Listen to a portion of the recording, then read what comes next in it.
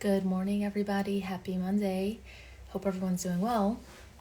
We are going live today with Michali. I missed this last week, so I'm really looking forward to this again. I see you, Michali. Let me accept. Pressing accept, but I don't think it's going. Hold on. For some reason, it's not listening to my accept. Oh, it is. Okay. Hi, Hi, Michali. Faye. Nice to see you. Likewise, I was thinking, why am I in such a good mood this morning? And the only thing I came up with was that I was seeing you today. And we were back on schedule. Last Monday Thank was not the you. same thing. It was not the I was same. like, I a feel like, perfect day. this is my recommendation to everyone watching is that you start off your week with Faye. Aw. And then it's going to be a good week.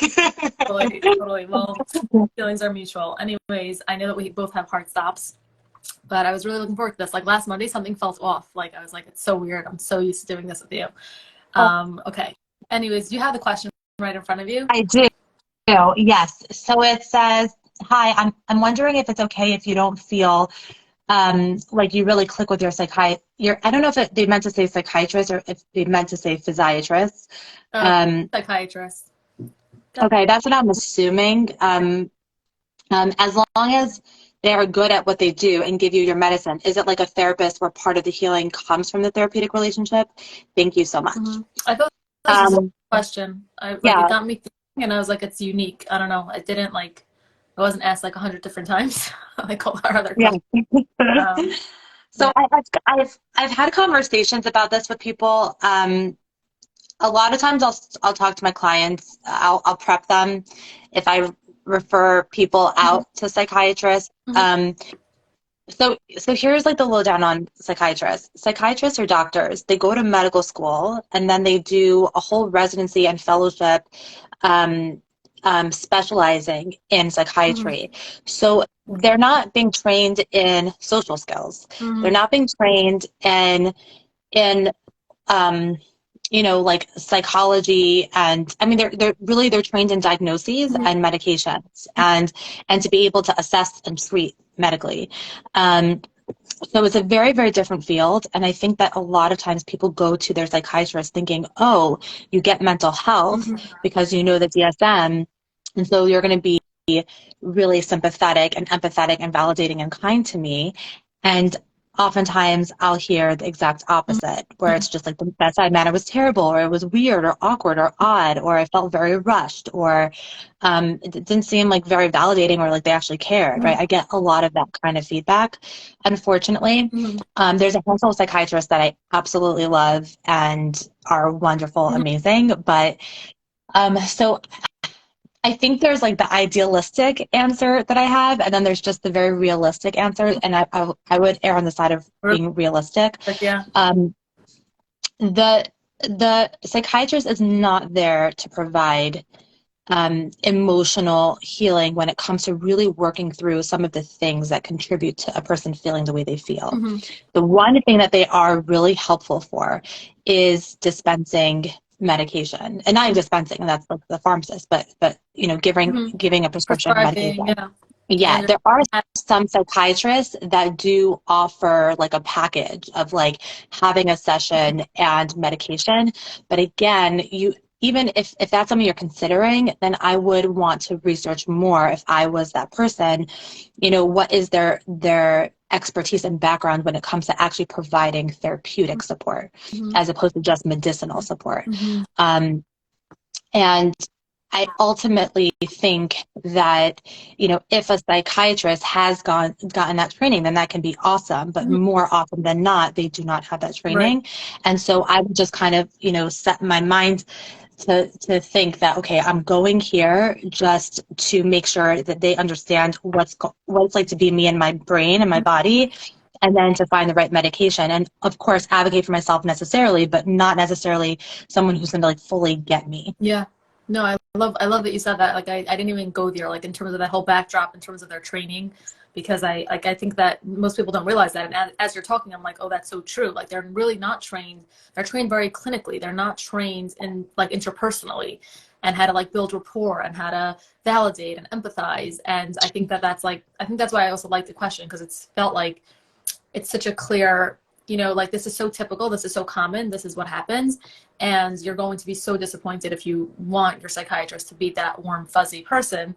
And it's interesting because yes, in the therapeutic relationship, like it's such worlds apart, because in the therapeutic relationship, we say you can't, you know, be helped by somebody that you don't have some sort of like connection with, right? That there's not a healthy relationship. That doesn't mean you have to be obsessed with them and love them, but like there's some sort of like, you know, empathy and validation and all that. Whereas with the psychiatrist, like that really is not necessary. It's a bonus if it's there. But like if there's someone that's, you know, you trust, and somebody that you that's like you said, that medicinally they're well versed and they know their stuff, they're reputable, then you can be super helped by them, as long as you're not going to be totally turned off by the bedside manner or whatever else, you know. Exactly. Exactly. And like when I talk to people about like choosing a doctor, right? Some people are just like, you know what, bedside manner is really important to me, and I cannot go to a doctor who does not have bedside manner.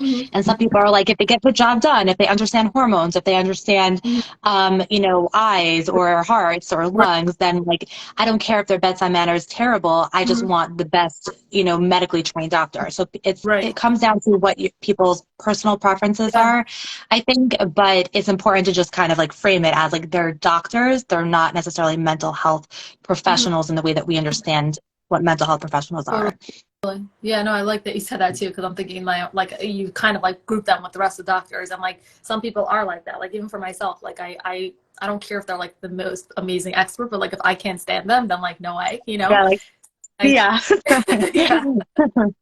So like I think that's like a good reframing. Like this person asking the question is somebody that really that the relationship, the bedside manner is important to them. Like you can trust yourself and be like, I'm gonna find a psychiatrist that has more decent bedside manner, that has a, you know, a nicer tone and a nicer way of relating to people, because I can't physically, like I think that emotions play such an important part in here. Like if somebody that you absolutely despise is giving you something to take, I don't think that's, I believe in these type of things. You could like totally disagree, and I'm sure many people would, but I believe that like the energy and whatever you're taking there's a value to that, and like it won't be as effective as if it's coming from somebody that you actually trust and like, and you know, you feel like there's like a mutual healthy relationship and dynamic. So like if that's you, if you're able to like completely segregate it and be like, even though I don't like this person as a person, but like they just know what they're doing and I can totally be okay with that, then that's great. And if you're somebody that's like, this is so bad, this is so like such a dread, then I would say, yeah, like you said, try to find somebody that is well versed and has like a little bit more of that skill, but don't expect them to be your therapist most often. Yeah, what you're talking about is almost like the inversion of the placebo effect, right? Yeah, It's like, in a sense, yeah. I I like think also just in terms of that like, that's important. yeah, exactly. It's what you think, it's what you feel. I think that, and I think there's also this concept of like energy, you know, like it's, if somebody that like you feel like there's just this toxic energy with, or they're so like you so despise them on some level, is giving you something, like there's going to be a whole energy that you bring to any time you take that thing that they gave you, and that's not going to be helpful to like promoting your healing. Yeah, and I think also regardless of a person's credentials, and I say this with psychiatrists and also with therapists, that the self-advocacy piece is really important. And I understand that it's almost like a contradiction, because it's like sometimes we're going to therapy to learn how to be assertive and to take care of ourselves and to understand what that means. But I think that when you're dealing with the medical system and when you're also dealing with the mental health system, it's really important that if something doesn't feel right for you and it doesn't feel like it's a good fit with your own values of what you're looking for when it comes to support, then trust your gut. You know, and thank God we live in a society where there are plenty of psychiatrists and there are plenty of mental health professionals. And just because you met with one doesn't mean that it's a waste of time if you don't use them. It's just going to bring you closer to the right person. Right, exactly. Okay, I love that we addressed it like on both ends. Like, yes, you could use this person even if you don't love them, and also if you really don't like them, you don't have to use them, and you can and should find somebody better if you feel like it's getting in the way of your treatment. I really like, yeah, I think that was like perfect, and that's why I wanted to have this conversation. Well, I'm so glad we had it. Where we at? I think we're like way ahead of time. This is amazing. 10 minutes. Amazing. Okay. So short and sweet. Thank you again, Mihaly. I'll see you next week, and thanks everyone for tuning in. Thank you, everybody. Thank you, Faye. So good to see you. Likewise. Take care. Bye-bye.